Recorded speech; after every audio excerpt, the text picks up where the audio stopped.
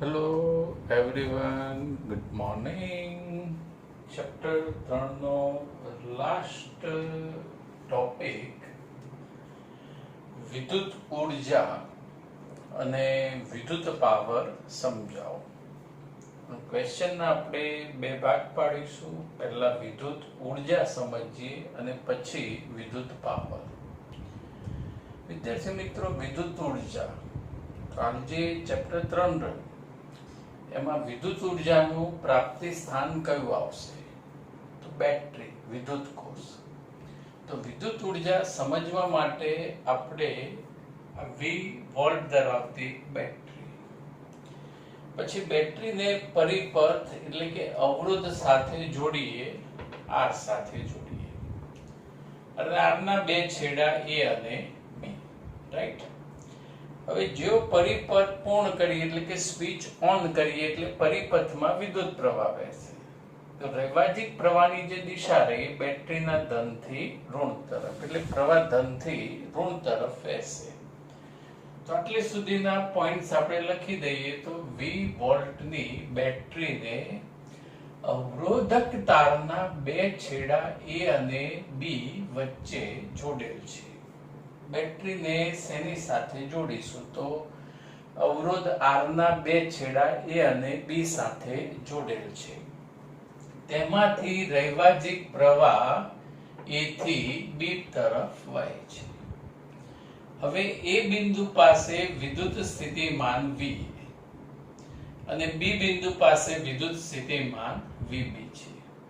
વિદ્યાર્થી મિત્રો, પ્રવાહ A થી B જાય છે એટલે કે પ્રવાહ ઊંચા સ્થિતિમાનથી નીચા સ્થિતિમાન તરફ વહે છે. એટલે અહીંયા લખી શકાય VA minus VB greater than 0, કેમ કે એનું સ્થિતિમાન વધારે અને B નું સ્થિતિમાન ઓછું.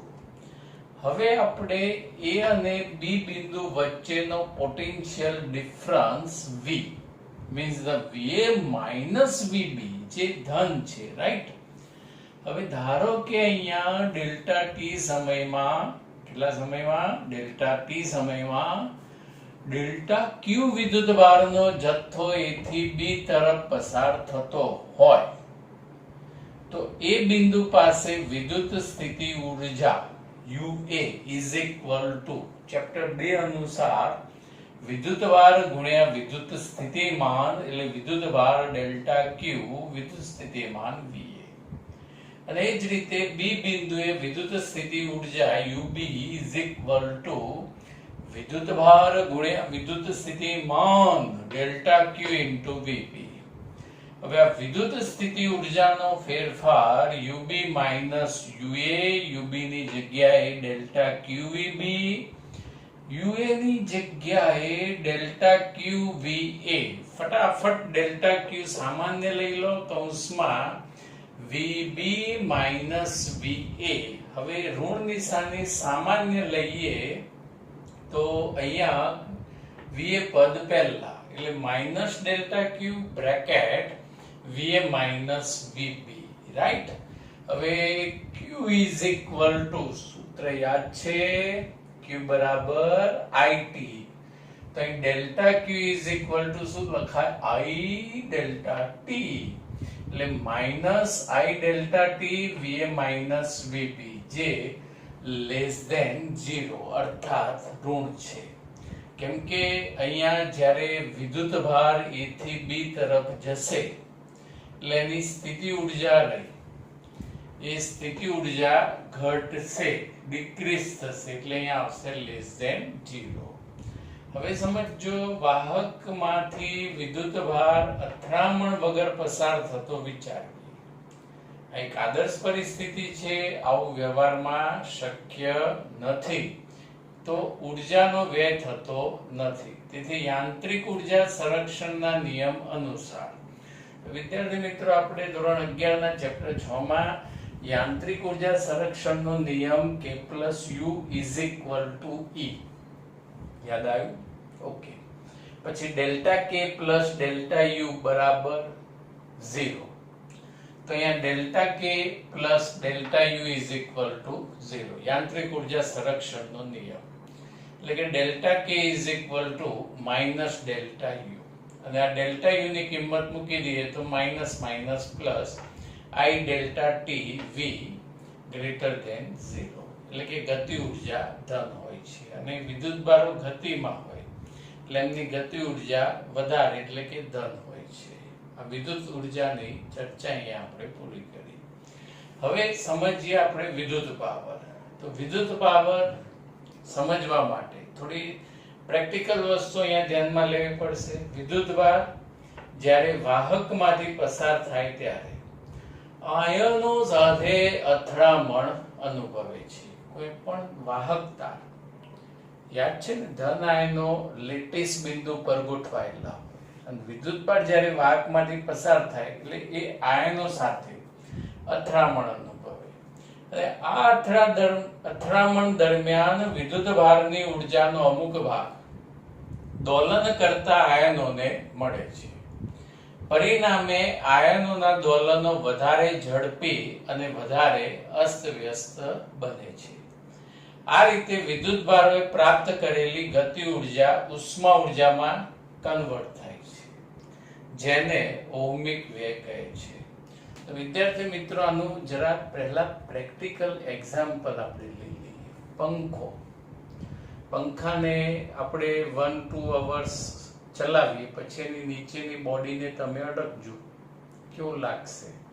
ઠંડુ લાગશે, ગરમ? એ ચેક કરજો.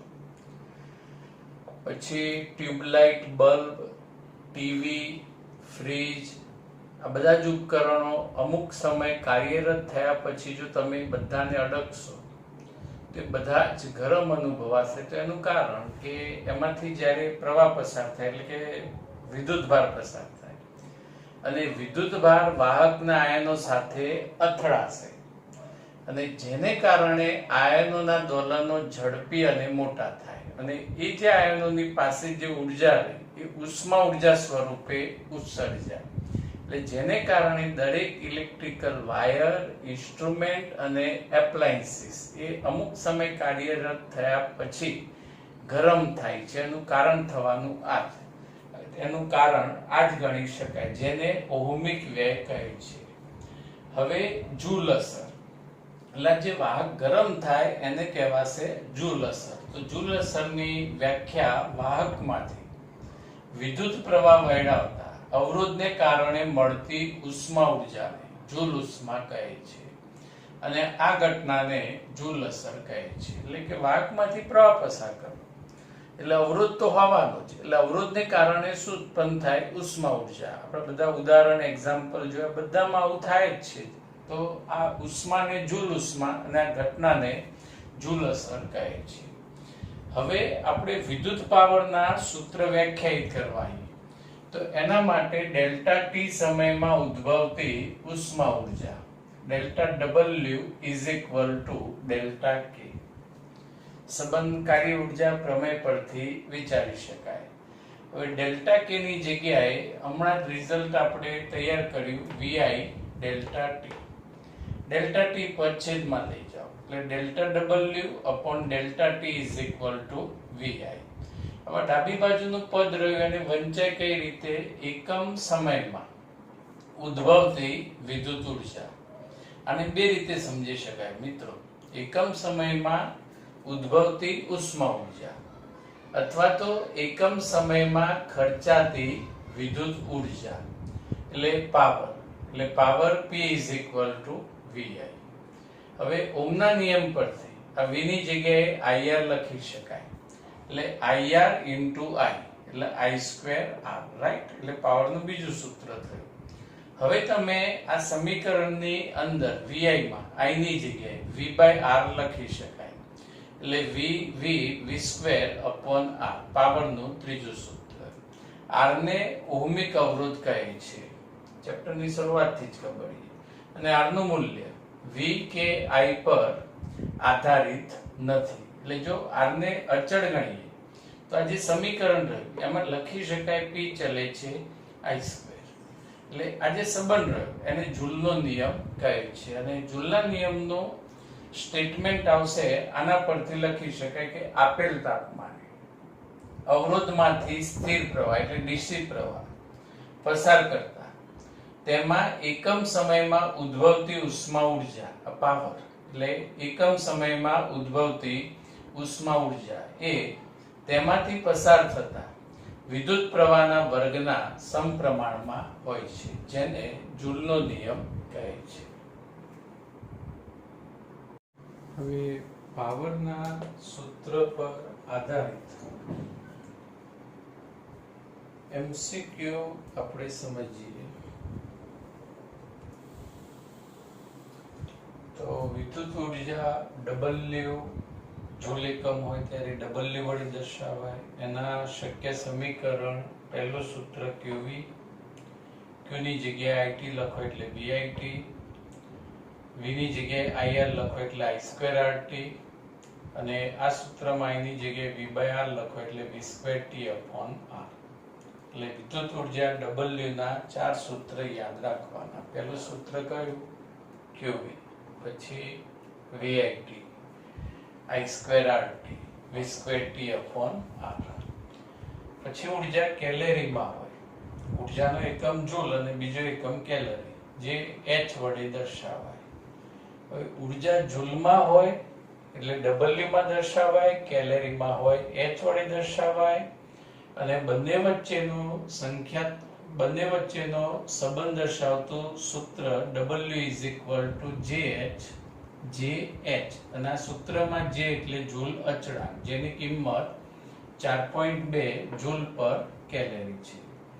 પછી આપણે પાવરના શક્ય સૂત્ર જોઈએ તો અહીં W T છેદમાં લઈ જાઓ. એટલે આને હમણાં જ આપણે થિયરીમાં પણ એકમ સમયમાં ખર્ચાતી વિદ્યુત ઉર્જા અથવા એકમ સમયમાં ઉત્પન્ન થતી ઉષ્મા ઉર્જા એટલે પાવર P. એટલે અહીંયા T છેદમાં લઈ જાઓ એટલે પાવરનું પહેલું સૂત્ર VI, T છેદમાં લઈ જાઓ એટલે બીજું સૂત્ર I2R, T છેદમાં લઈ જાઓ એટલે V2/R. એટલે પાવરના 3 સૂત્ર VI, I2R અને V2/R. વિદ્યાર્થી મિત્રો, જ્યારે અવરોધોનું શ્રેણી જોડાણ હોય ત્યારે આ I2R સૂત્રનો ઉપયોગ કરવાનો પાવર માટે, અને જ્યારે સમાંતર જોડાણ હોય ત્યારે V2/R સૂત્રનો ઉપયોગ કરવાનો. આની એપ્લિકેશન MCQ માં સમજીએ કે આકૃતિમાં દર્શાવેલ પરિપથમાં અવરોધ R1 અને R2 માં વપરાતા પાવરનો ગુણોત્તર કેટલો? વિદ્યાર્થી મિત્રો, અહીંયા પાવરનું સૂત્ર 3 માંથી કયું ઉપયોગમાં લેવું? તો શ્રેણી જોડાણ છે એટલે પ્રવાહ સરખો આવશે, રાઈટ? એટલે પાવર P I2R. હવે એ સૂત્ર અવરોધ R1 માટે લખીએ તો P1 I2R1. પછી બીજા અવરોધ માટે લખીએ તો P2 I2R2. બેનો ગુણોત્તર લઈ લો P1/P2. શ્રેણી જોડાણ એટલે પ્રવાહ સરખો, પ્રવાહ કેન્સલ, R1/R2 2/8 1/4. એટલે પાવરનો ગુણોત્તર 1/4 લખી શકાય. પછી બીજું એક અગત્યનું રિઝલ્ટ ડાયરેક્ટ જ યાદ રાખજો, આમ સાબિત કરી શકાય પણ સીધું તમે યાદ રાખી શકો. બે અવરોધ છે R1 અને R2. હવે R1 અવરોધને V વોલ્ટ સાથે જોડીએ એટલે મળતો પાવર P1, R2 ને V વોલ્ટ સાથે જોડીએ ત્યારે મળતો પાવર P2 છે. હવે આ બંને અવરોધોનું શ્રેણી જોડાણ કરવાનું અને V વોલ્ટ સાથે જ એને જોડીશું ત્યારે મળતો પાવર P સિરીઝ છે. પછી બંને અવરોધોનું સમાંતર જોડાણ કરવાનું, V વોલ્ટ સાથે જ જોડવાનું, એટલે મળતો પાવર P પેરેલલ છે. એટલે કે દરેક વખતે વોલ્ટેજ જે રહ્યો એ સરખો આવવો જોઈએ. તો અહીંયા P સિરીઝ નું સૂત્ર P1P2/P1+P2, અર્થાત 1/PS = 1/P1+1/P2. એટલે સૂત્ર કેપેસિટરના જેવું આવશે. એટલે આ રીતે કમ્પેરિઝન થી યાદ રાખજો. અને સમાંતર જોડાણ માટે રિઝલ્ટ P1+P2. એટલે આ રીતે સમતુલ્ય પાવર ના બે સૂત્ર તમારે અન્ય MCQ માટે યાદ રાખવાના. પછી નેક્સ્ટ MCQ છે 3 ઓહ્મ અને 9 ઓહ્મ ના અવરોધોને એકબીજા સાથે સમાંતર જોડી તેને એક બેટરી સાથે જોડેલ છે. કયું જોડાણ? સમાંતર. જો 3 ઓહ્મના અવરોધમાં દર સેકન્ડે 24 કેલરી ઉષ્મા ઉર્જા ઉત્પન્ન થતી હોય તો 9 ઓહ્મના અવરોધમાં કેટલી ઉષ્મા ઉર્જા ઉત્પન્ન થાય? હવે વિદ્યાર્થી મિત્રો અહીંયા ઉષ્મા ઉર્જા કેલરીમાં આપી છે એટલે આપણે પહેલા તો આ સંબંધ લખીએ W બરાબર GH અને કેલરીમાં એટલે H ને કરતા બનાવીએ તો W/G. હવે કયું જોડાણ છે? સમાંતર. એટલે સમાંતર જોડાણ માટે સૂત્ર આવશે W નો V²T/R JM9. સમાંતર જોડાણ માટે આ સૂત્ર વાપરવાનું. શ્રેણી જોડાણ હોય એટલે I²RT વાળું સૂત્ર, ઉર્જા હોય તો I²RT, પાવર હોય તો I²R વાપરવાનું. હવે V અચળ, સમાંતર જોડાણ એટલે V અચળ, T અચળ, J અચળ એટલે H ચલે છે 1/R. આ સૂત્ર અવરોધ R1 માટે H1 ચલે છે 1/R1, અવરોધ R2 માટે H2 ચલે છે 1/R2. બેનો એક ગુણોત્તર લઈ લઈએ તો H1/H2 અહીંયા 1/R1 છેદમાં 1/R2, R2 ઉપર. R2 ની જગ્યાએ અવરોધ 9, R1 ની જગ્યાએ 3, H1 24 એટલે H2 ને કરતા બનાવો એટલે H2 = 8 કેલરી પર સેકન્ડ આપણને મળશે. ઓકે, તો આ પાવરના સૂત્ર પર આધારિત MCQ થયા. નેક્સ્ટ લેક્ચર થી આપણે ચેપ્ટર 4 શરૂ કરીશું. Okay, thank you, have a nice day.